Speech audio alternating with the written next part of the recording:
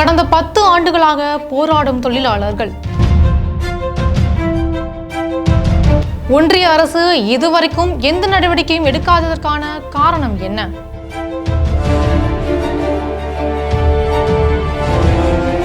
தொழிலாளர்கள் உரிமைகள் புறக்கணிக்கப்படுகிறதா? 17 கோரிக்கைகளை புறக்கணிக்கப்படுவதன் பின்னணி என்ன?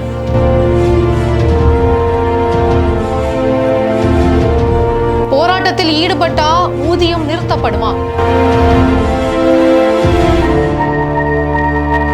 வி தமிழ் நேயர்களுக்கு வணக்கம்.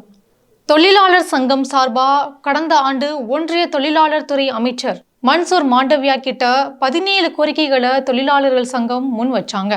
ஆனா இது தொடர்பா அரசு எந்த நடவடிக்கையும் இப்ப வரைக்கும் எடுக்கல.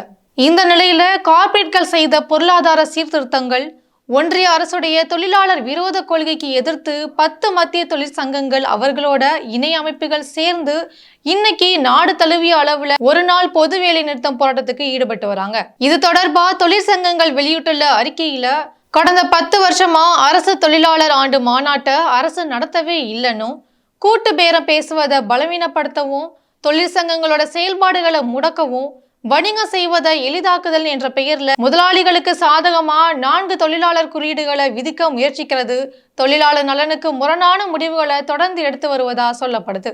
ஒரு அரசாங்கம் நாட்டோட நலன்ல கவனம் செலுத்தாம வெளிநாடு மற்றும் இந்திய நிறுவனங்களுக்கு நலனுக்காக செயல்பட்டு வரதா குற்றம் சாட்டப்படுது. இந்த வெளிநிறுத்த போராட்டத்துல வங்கி, காப்பீடு, தபால் துறை, நிலக்கரி சுரங்கம், நெடுஞ்சாலை மற்றும் கட்டுமான வரையிலான பல்வேறு துறைகளை சேர்ந்த 25 கோடிக்கும் மேற்பட்ட தொழிலாளர்கள் ஈடுபடுவதா எதிர்பார்க்கப்படுது.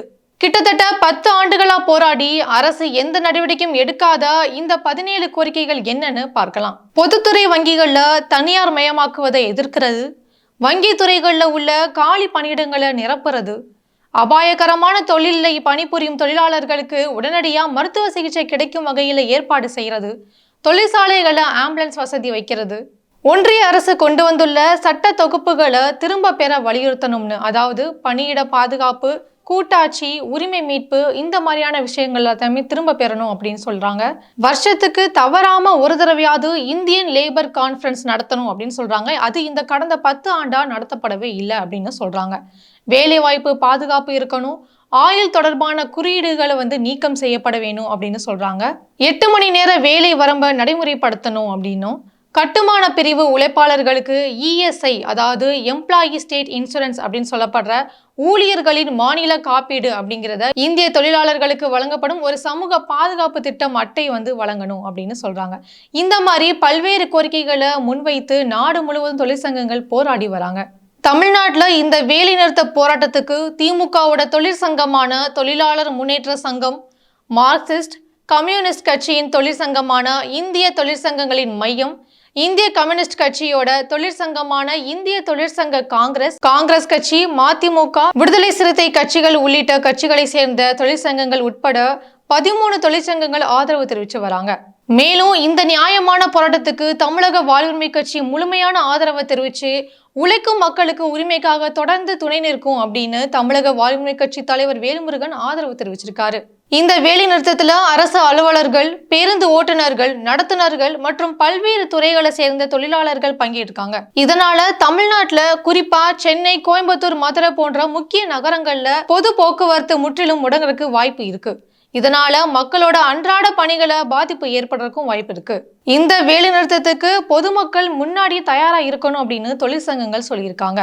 இதனால தொழிற்சங்கங்களோட ஓட்டுநர், நடத்துனர்கள் வேலை நிறுத்தத்துல ஈடுபட்டாலும் சென்னையில இன்னைக்கு பேருந்து சேவை பாதிக்கப்படாதுன்னு சொல்றாங்க. மாநகர போக்குவரத்து கழக ஒப்பந்த அடிப்படையிலான ஓட்டுநர்கள் முழு அளவுல இன்னைக்கு பணியில இருக்கணும். ஒப்பந்த அடிப்படை ஓட்டுநர்களே 1500 பேர் இருக்கிறாங்க. அதனால 2000 ஓட்டுநர்கள் இருந்தாலே பேருந்து முழு அளவுல இயக்கிவிட முடியும்னு சொல்றாங்க. சென்னை மாநகர போக்குவரத்து கழகத்துல ஒரு நாளைக்கு 3200 பேருந்துகள் இயக்கப்படுறதுனால வேலை நிறுத்தம் அறிவிக்கப்பட்டாலும் பெரிய பாதிப்பு எதுவும் இருக்காது அப்படின்னு போக்குவரத்து கழக அதிகாரிகள் சொல்லியிருக்காங்க.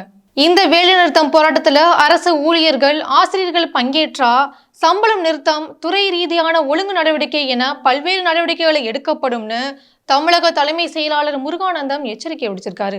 தமிழக தலைமை செயலாளர் முருகானந்தம் நேற்று வெளியிட்டுள்ள அறிக்கையில இன்னைக்கு நடக்கிற பொது வேலைநிறுத்தத்துல தமிழக அரசு ஊழியர்கள், ஆசிரியர்கள் பங்கேற்க கூடாதுன்னு மீறி பங்கேற்றா துறை ரீதியான ஒழுங்கு நடவடிக்கையும் நோ ஒர்க் நோ பே என்ற அடிப்படையில இன்னைக்கு ஒரு நாள் சம்பளம் வழங்கப்படாதுன்னு சொல்லியிருக்காங்க.